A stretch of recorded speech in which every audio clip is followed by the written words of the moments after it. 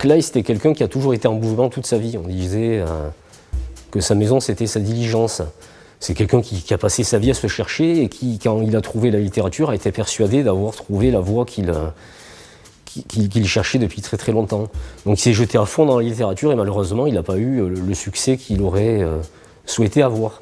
Donc la fin de Kleist, c'est une espèce de lassitude, la suite logique ou la conclusion logique de ratés, d'échecs permanents.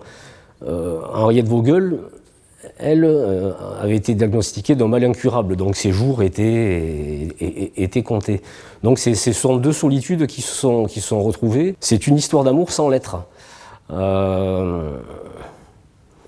Je ne suis pas certain que l'un et l'autre avaient le même objectif. Kleist, on le voit dans toute sa correspondance, a passé son temps à demander à toutes les personnes qu'il croisait si elles souhaitaient mourir avec lui.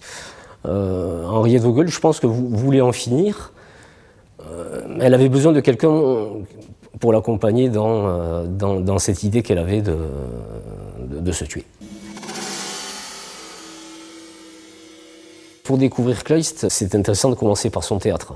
Après, on peut bien sûr lire ses nouvelles, Michael Colas, La Marquise d'O, pour ne citer que les plus connues et peut-être les plus importantes.